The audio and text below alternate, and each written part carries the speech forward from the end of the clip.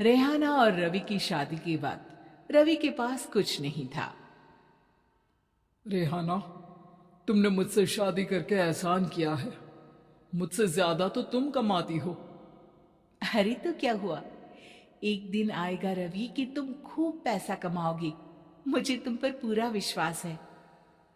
रवि और रेहाना खुद को स्टैंड करने के लिए पूरी मेहनत करते। रेहाना, मैं नौकरी नहीं करना चाहता हूँ। तो कोई बात नहीं, मैं नौकरी करके घर चलाती हूँ, तुम बिजनेस सेट करने की कोशिश करो। एक दिन रेहाना, तुम जानती हो, मैंने जो विज्ञापन बनाने वाली कंपनी खोली थी ना, उसे बड़ी ब्रांड का ऑफर आया है। अब हम लोगों के दिन प्यारे न्यारे हो गए हैं। मैं जानती थी रवि कि एक दिन तुम सेटल हो जाओगे। रवि का काम अच्छा चल जाता है। एक दिन वो रेहाना से कहता है, रेहाना, अब हम लोगों का बच्चा भी हो गया है। बहुत छोटा है वो। उसका ख्याल कैसे रखेंगे हम? कैसे क्या, मैं गांव से माँ को लेकर आ जाती हूँ। नौकरी से हाफ डे ले लिया करूंगी। अभी तो वो छोटा है, स्कूल जाने तक मैं मैनेज कर लूंगी। देखो रेहाना, मैं अब अच्छा कमा रहा हूं। तुमको नौकरी करके परेशान होने की कोई जरूरत नहीं है। अरे कैसी बात कर रहे हैं, मैं अपनी लगी लगाई नौकरी कैसे छोड़ दूं? और मैंने तो सुना है हम लोगों को कुछ ही महीनों में सरकारी नौकरी मिल जाएगी। सरकारी नौकरी में कितना कमा लोगी? उतने में तो मैं ड्राइवर रख लूंगा। रेहाना को रवि की बात का थोड़ा बुरा तो लगता है। कम से कम मेरी नौकरी की इतनी बेइज्जती मत करो। भूल गए, इसी नौकरी के बदौलत तुमने अपना बिजनेस खड़ा किया है। अरे वो तो मैं किसी के भरोसे भी कर लेता। देखो, अपने बच्चे को संभालो, घर का काम करो।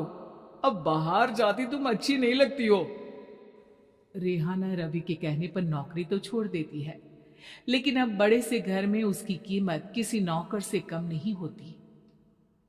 एक दिन रवि का दोस्त आता है।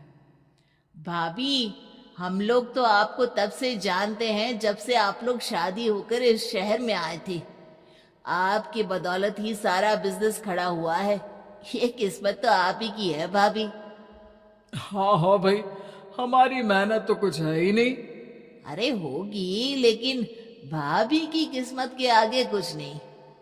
दोस्त वहां से चला जाता है, लेकिन रवि का गुस्सा सातवें आसमान में होता है। देखा कैसे बोल रहा था? अरे बिल्कुल अच्छा आदमी नहीं है ये। कैसी बात कर रहे हैं आप? प्रशांत भैया तो बहुत अच्छे इंसान है रवि। कैसे उन्होंने हमारे मुश्किल वक्त में हमारा साथ दिया था।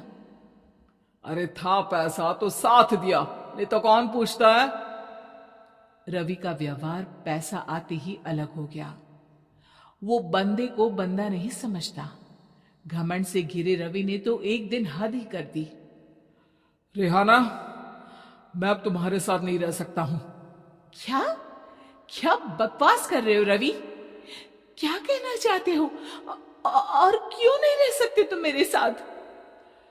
देखो, मुझे कोई और पसंद है, और उसने साथ रहने पर बस यही शर्त रखी है कि मुझे तुम्हें तलाक देना होगा। रेहाना, जो कि एक स्वावलंबी महिला थी, उसने बिना देर किए रवि को कह दिया, कोई इश्यू नहीं, मुझे पैकिंग में 4 दिन का वक्त लगेगा, लेकिन तब तक मैं तुम्हारे साथ नहीं रहूंगी। 4 दिन के लिए तुम कहीं और शिफ्ट हो जाओ, मैं घर से निकलूंगी तो बता दूंगी। रवि घर छोड़कर चला जाता है। रेहाना को दुख होता है, वो रोती है, लेकिन व्यवहार से स्ट्रांग रेहाना को पति के वापस आने का और उसे सबक सिखाने का पूरा भरोसा था। फिर एक दिन, अरे शुशिका, कब शादी करोगी तुम मुझसे? यार मैंने तो सोचा था तुम शादी से पहले मुझे विदेश लेकर जाओगी, महंगी कार दिलाओगी। अरे सब दिला दूंगा, लेकिन पहले मुझसे शादी तो कर लो। हाँ हाँ, क्यों नहीं।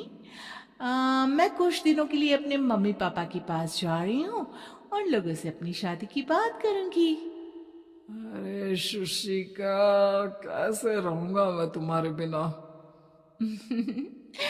अब तो शादी ही होने वाली है हम लोगों की। शुशिका रवि को छोड़कर चली जाती है। रवि घर आता है जहां रेहाना को ना पाकर उसे सब अजीब लगता है। घर तो रेहाना के बिना कुछ नहीं है, बच्चे की याद भी आ रही है। चलो एक वीडियो कॉल कर लेता हूं। रवि रेहाना को वीडियो कॉल करता है, लेकिन रेहाना फोन नहीं उठाती। रात को सोते वक्त मन कर रहा है मुन्ने को गले लगा लूं। चलो कोई ना, शुशिका से शादी के बाद मेरे और भी बच्चे होंगे। अगले दिन रवि ऑफिस जाता है जहां टीना खड़ी होती है। सर, आपने अपने नए ऐड के लिए मॉडल की रिक्वायरमेंट डाली थी ना, मैं उसी के लिए आई हूं। रवि टीना को देखकर खुश हो जाता है। अब शादी हो गई है तुम्हारी?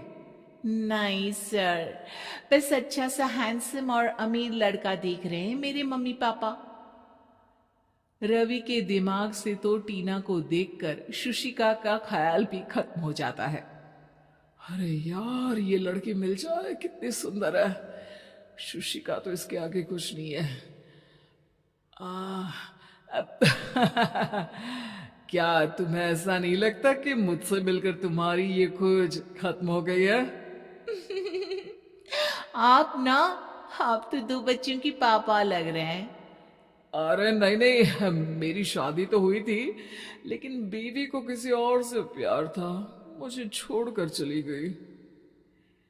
खैर, टीना की दोस्ती रवि से हो जाती है, लेकिन 1 महीने बाद शुशिका रवि के पास वापस आती है। मेरे मम्मी पापा तुमसे मिलना चाहते हैं, लेकिन उन लोगों को ये मत बताना कि तुम पहले से शादीशुदा हो, और हाँ, शादी से पहले अपनी सारी प्रॉपर्टी तुमको मेरे नाम करनी होगी। अरे पागल, अब मैं तुमसे शादी ही नहीं करना चाहता। भला ऐसी लालची औरत से कौन शादी करेगा? तभी वहां टीना आ जाती है। रवि, ये पागल सी औरत कौन है? देखो, तुमने ही कह दिया ना पागल, तो पागल ही है। पता नहीं कौन है, कह रही है शादी कर लो, लेकिन शादी से पहले अपनी सारी प्रॉपर्टी मेरे नाम कर दो। बोल तो सही रही है। वैसे तुम जानते हो, मेरी एक सहेली है, उसके पति ने उसे पैसा आते ही छोड़ दिया, जबकि उसको खड़ा करने वाली ही मेरी सहेली थी। और मुझे भी भरोसा नहीं है। अगर मैं भी तुमसे शादी करूंगी तो तभी जब तुम मेरे नाम अपनी सारी प्रॉपर्टी कर दोगे। अरे हाँ हाँ, क्यों नहीं, बिल्कुल कर दूंगा। रवि और टीना की शादी की तारीख तय हो जाती है। वो अपनी सारी प्रॉपर्टी के कागज लेकर शादी वाली जगह पर पहुंचता है, लेकिन वहां टीना आती नहीं।